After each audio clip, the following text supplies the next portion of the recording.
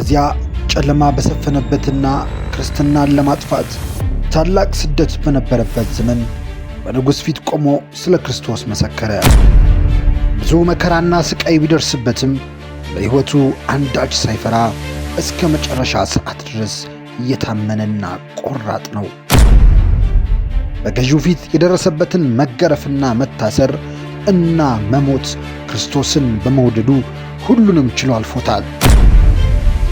ሞትን ሳይፈራ ዘላለማዊ ሕይወትን ተስፋ በማድረግ በሰማይ ያለውን አክሊል በመናፈቅ የጸና ሰማዕት ነው። የእርሱ ታሪክ እኛም በሕይወታችን ፈተና ሲገጥመን በእምነት እንድንጸና የሚያስተምር፣ ልብን የሚያነቃቃና ተስፋን የሚሰጥ ነው። እምነታቸው የዓለም ብርሃን የሆነላቸው በክርስቶስ ፍቅር የጸኑ ከሰማዕታት መካከል ቅዱስ አቦሊ አንዱ ነው። ይህ የእምነት ጀግና የሆነው የቅዱስ አቦሊ ታሪክ ነው። ጥቂት ደቂቃዎችን አውሱን፣ በእምነታችሁ መጽናትን ትማሩበታላችሁ። ለዚህ ቻናል አዲስ ከሆኑ ሰብስክራይብ በማድረግ ዘላቂ ወዳጅነቱን ያሳዩ። እንኳን ደህና መጡ። የቅዱሳኑ ምልጃ አይለየን።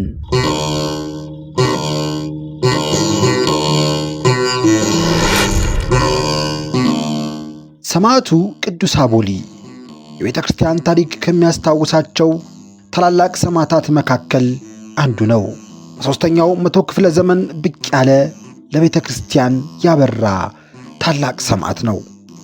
ቅዱስ አቦሊ ከነገሥታት ልጆች ውስጥ ነበር። አባቱ ዮስጦስ፣ እናቱ ታውክሊያ ይባላሉ። አላውያንን ወቅቶ ሲመለስ ዲዮቅልጥያኖስ ክርስቶስን ክዶ አገኘው። አቦሊና አባቱ ዮስጦስ ሌሎችም የነገሥታት ልጆች ዲዮቅልጥያኖስን አጥፍተው መንግሥትን መውረስ ሲችሉ የማታልፍ ሰማያዊት መንግሥትን አስበው ታገሱ። ከዚህ በኋላ ቅዱስ አቦሊ ወደ ንጉሡ ቀርቦ በኢየሱስ ክርስቶስ ስም መታመኑን ገለጠ።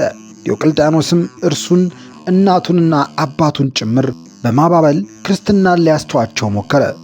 እነርሱ ግን አልሰሙትም። ንጉሡም እነርሱን ማሰቃየትን ስለፈራ ከመልእክት ጋር ሄርሜኔስ ወደሚባል የእስክንድሪያ ገዢ ላካቸው።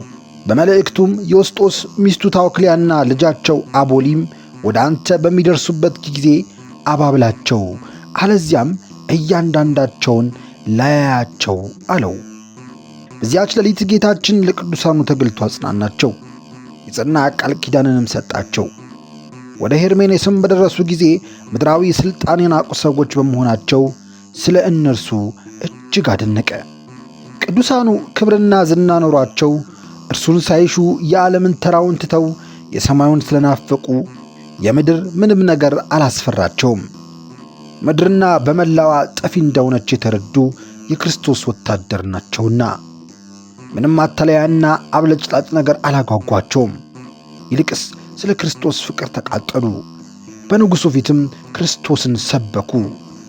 በዚህም ንጉሡ ክፉ ነገርን ሊናገራቸው አልደፈረም። በማባበል ቃል ዓላማቸውን ለማስተው ሞክሮ ሳይሳካለት ቀረ። ከዚህ በኋላ ነው እንደተመከረው ወደ ተለያየ ሀገር የበተናቸው። ቅዱስ ዮስጦስን ወደ እንዴናው ከተማ፣ ታውክሊያን ጻ ወደምትባል አገር፣ አቦሊን ደግሞ ብስጣ ወደሚባል አገር ሰደዳቸው። አንዳንድ አገልጋይም ሰጣቸው። ቅዱስ አቦሊ ብስጣ በደረሰ ጊዜ በኢየሱስ ክርስቶስ ስም መታመኑን በመኮንኑ ፊት ገለጠ። በዚህን ጊዜ በእሳት ቃጠሎና በመንኮራኩር አሰቃየው። ሕዋሳቱን ቆራርጦ ለአናብስት ጣለው። ጌታችንም ከዚህ ሁሉ አዳነው። ይህን ታምር ያዩ ብዙ ሰዎች በኢየሱስ ክርስቶስ አምነው በሰማዕትነት አረፉ። መኮንኑም እጅግ ተቆጥቶ ቅዱስ አቦሊን በቁሙ ቆዳውን ገፈፈው። በቆዳውም አቅማዳ ሰፍተው ያንንም አሸክመው የተገፈፈ አካሉን ጨውና ቆምጣጤ እየቀቡ በከተማ አዞሩት። እርሱ ግን የሕያው እግዚአብሔር ልጅ ጌታ ኢየሱስ ክርስቶስ ሆይ እርዳኝ፣ ከዚህ ሥቃይም አድነኝ ብሎ ጸለየ። ያን ጊዜ ቅዱስ ሚካኤል ወደ እርሱ መጥቶ ሁለመናውን ዳስሶ አዳነው። መኮንኑም የሆነውን ሁሉ ከአእምሮ በላይ ሆኖ እንደገና ከእስር ቤት ጨመረው። ቅዱስ አቦሊ ከእስር ቤት ሆኖ ሲጸልይ ጌታችን ተገልጾ የመረጥኩህ አቦሊ ሰላም ላንተ ይሁን፣ እኔም ካንተ ጋር እኖራለሁ፣ አይዞህ አትፍራ አለው። እርሱም ደስ ብሎ ሰገደለት። ስሙ አብስኪሮስ የሚባል ባለጸጋ የቤቱን ግድግዳ አስፈርሶ ሊያሰራ ሲሞክር ግድግዳው ተደርምሶ 16 ሰዎችና 2 ልጆቹ ሞቱ። ባለጸጋው በሐዘን ተጨብቶ ወደ ቅዱስ አቦሊ ሄዶ እየሰገደለት ራራልኝ፣ የሞቱትንም በተአምር ብታስነሳልኝ በኢየሱስ ክርስቶስ አምናለሁ አለው። ቅዱስ አቦሊም ያን ጊዜ ተነሳ፣ እንዲህ ብሎም ጸለየ። ስለ ስም መከራን እቀበል ዘንድ የመረጥከኝ ጌቴ ኢየሱስ ክርስቶስ ሆይ በእኒህ በሞቱት ሰዎች ላይ ኃይልህን ግለጥ። እኒህ ሰዎች ሁሉ እንዲያምኑ ያለ አንተም ሌላ አምላክ እንደሌለ ያውቁ ዘንድ ከሞት አስነሳቸው። ለአንተም ምስጋና ይሁን ለዘላለሙ አሚን ብሎ ከጸለየ በኋላ የተገፈፈውን ቆዳውን አልብሷቸው በኢየሱስ ክርስቶስ ስም ተነሱ ቢላቸው ሁሉም ተነሱ። በዚህን ጊዜ ሕዝቡ በጠቅላላ በኢየሱስ ክርስቶስ አመኑ። ባለጸጋውም ከነቤተሰቦቹ አመነ።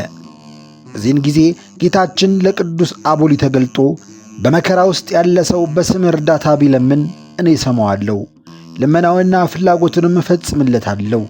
በስም ቤተ ክርስቲያን ለሠራ እኔ በሰማያት ብርሃናዊ ማደሪያ ቤት እሠራለታለሁ። የገድልህንም መጽሐፍ የሚጽፈውንም ወይም የሚያነበውንም ወይም የሚሰማውን እኔ በኪሩቤል ክንፎች ላይ ስሙን እጽፋለሁ። በአብርሃም በይስሐቅና በያዕቆብ እቅፍ አሳርፈዋለሁ። ተድላ ደስታ ካለባት ከገነት ፍሬም እመግበዋለሁ። ብዙ ኃጢአትም ሰርቶ የበደለውን በስምህ ወደ እኔ እየለመነ ንስሐ ቢገባ በደሉን ሁሉ ይቅር እለዋለሁ። ሰላሜ ካንተ ጋር ይሁን ብሎ ቃል ኪዳን ከሰጠው በኋላ ወደ ሰማያት አረገ። በመጨረሻም ቅዱስ አቦሊ አንገቱን ተቆርጦ በሰማዕትነት አረፈ። ሥጋውም ከምስር ከተማ ውጭ ሕንቅ በሚባል ገዳም ይኖራል።